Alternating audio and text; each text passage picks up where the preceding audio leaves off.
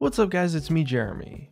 We've got another round of changes that are going to be coming to League of Legends. Of course, as always, they're always updating the game and doing all sorts of cool stuff. This round of changes I think is going to be particularly interesting, so I just wanted to take a look at really just some things that you could expect to see in the future for League of Legends. So without further ado, let's get started.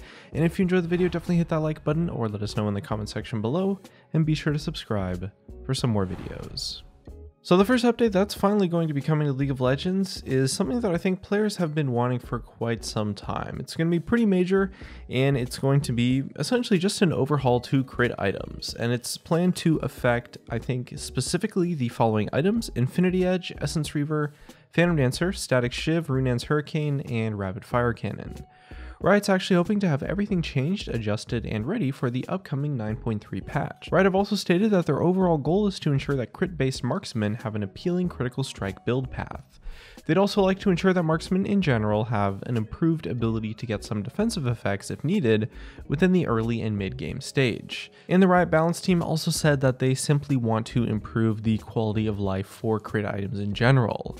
They plan to do this by hopefully pulling some power from crit builds from the late game and moving that towards a little bit more for the early and mid game. Hoping for stronger 2-item power spikes as well as item changes to reduce the lack of synergy that crit items have when it comes to kind of scaling with each other in general. As oftentimes, one crit item by itself, it's not really that great, it's kind of just okay, but when you get like 3, you're critting constantly and it just scales up and does crazy amount of stuff. So they want to take some of the power from the high end and move that towards sort of the mid and low end especially. They also mentioned quite a few specifics for these updates, so just to give you the details here, we've got Infinity Edge, which is going to get increased critical strike damage, but not as much as it used to have originally. It's going to be changed to make your critical strikes deal 225% bonus damage instead of 250% from way back before Infinity Edge ever got changed in the first place. They also want to give it more base AD in hopes to feed the early game impact that it has, building it as part of your core item path. Essence Reaver will also have its use case reverted back to how it originally was, becoming an attack damage, crit, CDR, and mana based item. The current Essence Reaver effects will be moved to a new item that gives attack damage, health, and cooldown reduction. That new item, of course, something we talked about before, is the Spear of Shojin, in hopes to allow both marksmen as well as other champions to use the item and have an alternate choice within their paths. Phantom Dancer is going to get interesting changes as well as a new passive, and it's being introduced, which grants a shield to players when they fall under 30% health. It's actually quite an interesting effect, kind of like a Sterix Gauge shield for AD carries essentially. It's also going to grant movement speed and ghost on basic attacks to champions. It will, however, lose the damage reduction that was originally given when you last hit. However, the biggest change, and I think the main overhaul here, is that all finished crit items are going to be changed to give 25% critical strike chance as kind of just the base level regardless of whichever you build. I think that's going to really help Riot sort of balance the individual items and make it so that you're not just forced to build one of them first and they can all kind of scale up with each other equally. And finally, we've got Stormrazor, which is going to be given a unique passive in which amps your energized effects when they trigger. So everything we mentioned just now is essentially what Riot has said is going to happen for certain, things that they know, but there are definitely quite a few things like item costs, exact numbers, and really just the other tuning and tweaks here and there that could probably still change and will definitely get shifted around prior to the actual release of this crit item update. Now, while we're on the topic of what's going to happen in patch 9.3, we can take a step back from major changes and look at some of the more minor but still really awesome and I think pretty impactful changes that will be happening. Now, one that I actually think is really exciting is that Riot is finally going to be releasing the loading screen update.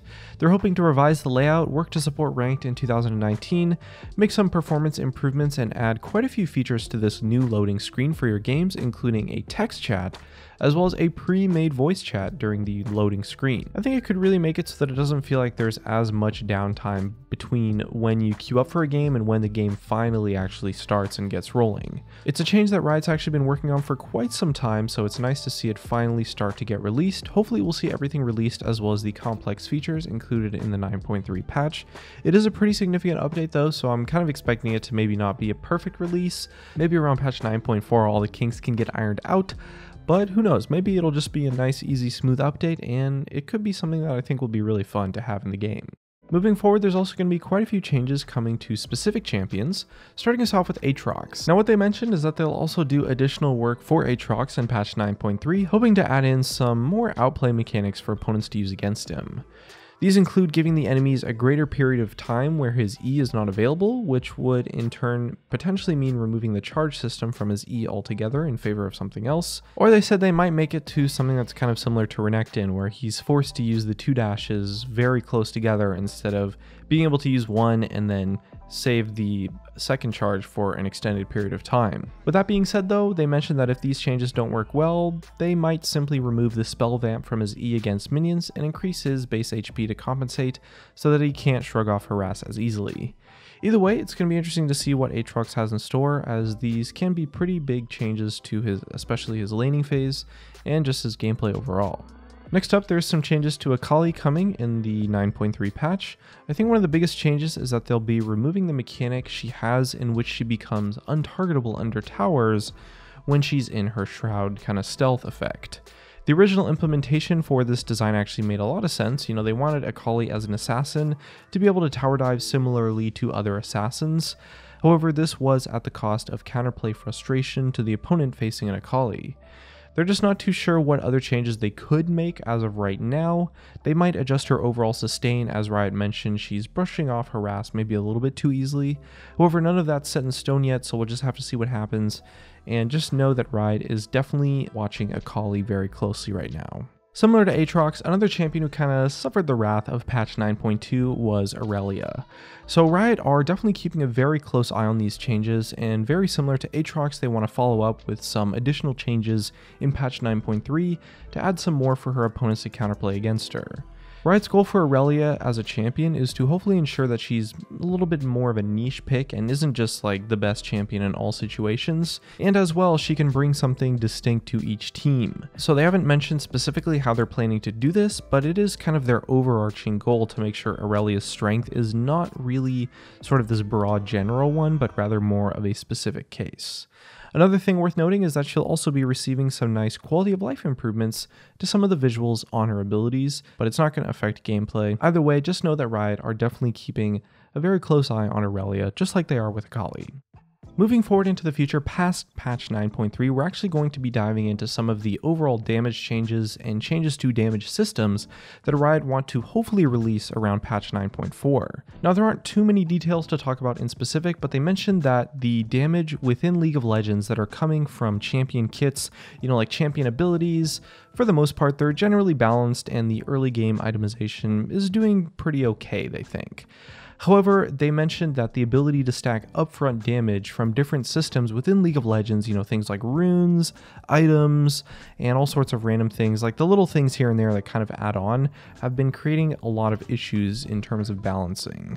As well, potentially just having too many scaling things in too many different places, including various ratios, items, and kits just being too scattered as a whole. And they just kind of want to do a complete overhaul to the damage systems for essentially just damage in League of Legends that doesn't come from actual champion abilities or I guess their auto attacks. This is definitely something that'll probably be really good for the long-term health of the game, and overall is going to make it so that the game as a whole is easier to balance. You know, there's been quite a lot of cases where maybe you're just playing some random champion, they're not really meta, or you just play them because they're fun and you like them, and they're not that bad, but they're not like the most top-tier champion. But then the top-tier champions are using similar items to the champion that you're playing, and then the items get nerfed because of those top-tier champions, and all of a sudden now, your champion that was never even that special or fantastic to begin with just becomes totally unplayable. And it's these damage systems as a whole that I think are responsible for probably a vast majority of the major balance issues in League of Legends throughout the past times, because it's so hard to adjust something when something like an item or a rune can just be picked by everyone in the game, you know? It's easy if, you know, a certain champion, maybe they do too much damage, you just make them do less damage. It's simple, right? But if a champion is really overpowered because they use this one item in this particular way, if you nerf the item, all of a sudden you're affecting, you know, 20, 30 other champions even in the game in ways that are really hard to tell until you just actually release the change. So overall, this damage system overhaul is definitely going to be a really awesome update, and hopefully if they can do a good job with it, will be something that'll be really good for the long-term health of the game and just balancing in general. A couple things they mentioned is that they want the difference in damage output between like a full-on offense build versus a full-on defense build needs to be a lot more distinct and clear. You know, sometimes there are quite tanky champions that maybe do too much damage, for example, because of these damage systems. Other things point at maybe a lot of different variables, including where damage output's coming from, the effects of damage early, mid, and late game, the issue of total damage output versus burst damage, and how repeatable high amounts of damage are. Stuff like base items, cooldowns, all come into consideration. To be honest, no matter how you look at it though, this is definitely a massive project, especially in terms of balancing. There's a lot that can go wrong, and it's something that they've been working on for actually quite a few months now, and they're definitely trying their best to consider everything, and the adjustments and changes that are on the horizon for patch 9.4 are going to be pretty significant.